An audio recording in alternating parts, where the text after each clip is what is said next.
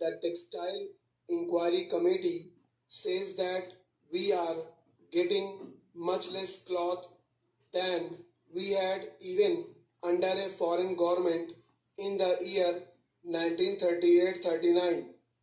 Only one conclusion can be drawn from this statement of the Textile Inquiry Committee in its report. I have great respect for his intelligence, and I know that the meaning of the report will not have been lost on him. What I was saying was that Indo-Pakistan trade is very important in the entire scheme of our import-export trade that does not feature much. The market that we lose there is being taken by the foreigners, especially the USA and UK, and the market Pakistan loses in our country is being taken up to a great extent by these two countries, and if you see the line of trade, the fall in the Indo-Pakistan trade has given rise to our trade with one or other of the foreign countries with regard to certain commodities. Our import and export policy does not take initiative to see as to how the trade could be developed with Pakistan. I am aware of the political difficulties that are in the way of the ministry.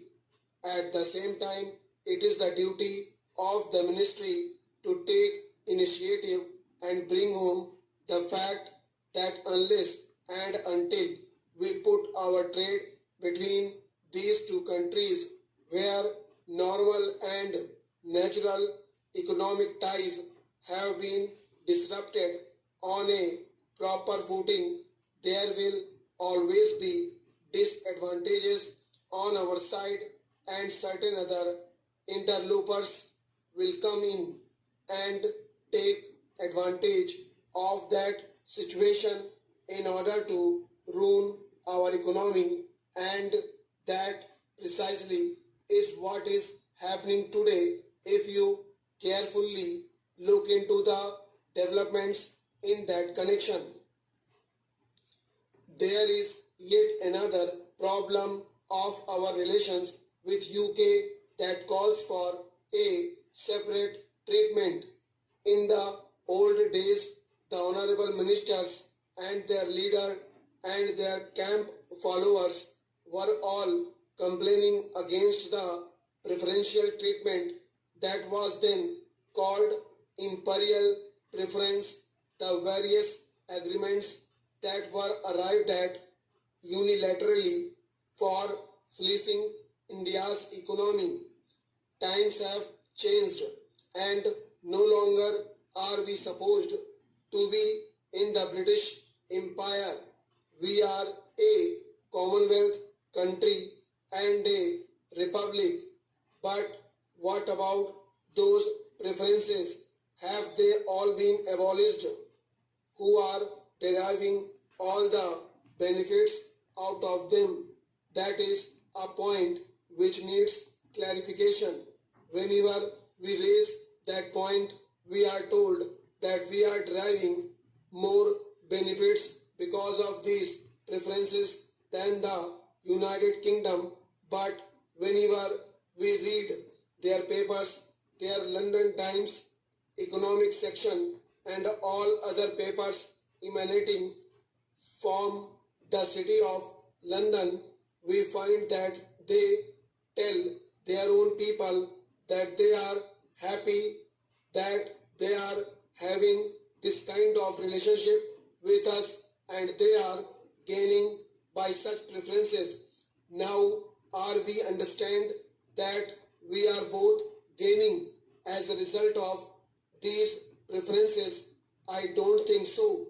The position is not at all so.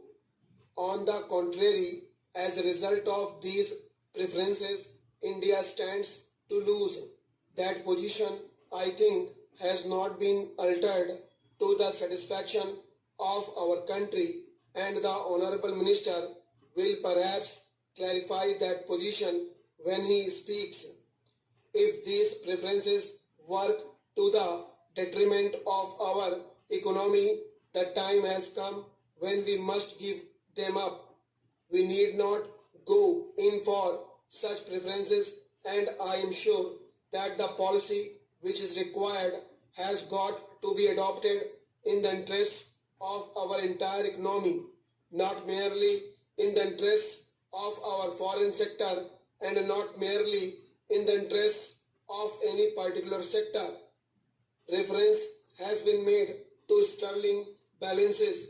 I don't know how much of the sterling balances is left at the moment.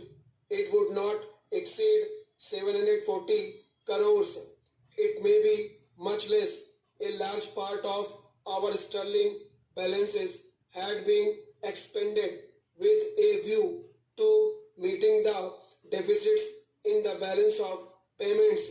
It was thought at the end of the war that these balances which had accumulated there would be utilized for financing certain developments in our country, for developing the economy in our country, in particular for importing machinery that we direly required after the termination of the war. The reverse process took place.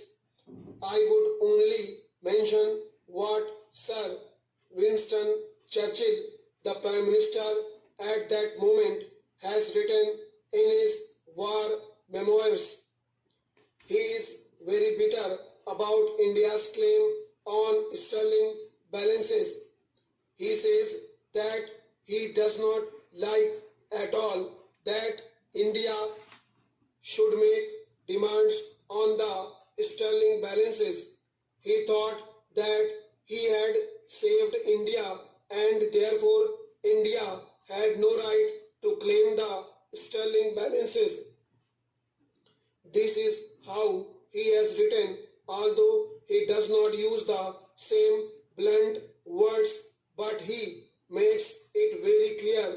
Here is the British Prime Minister who would not like a penny out of the sterling balances to be paid to India, but circumstances have compelled him to do so many things.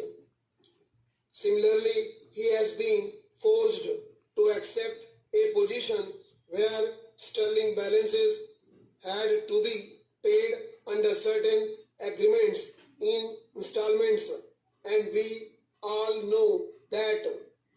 But you see that large chunks of the sterling balances had been spent for meeting the deficit in the balance of trade.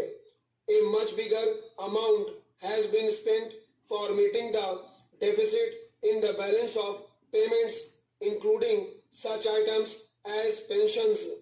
You know, we have a tapering annuity out of which pensions are paid, and that money is paid from the sterling balances. Therefore, it is a scandalous thing that these balances had been spent not for the development of the economy of our country, but for meeting certain liabilities which we might have just as well avoided, and liabilities which we should not even recognize. For instance, the liabilities with regard to pensions and all that.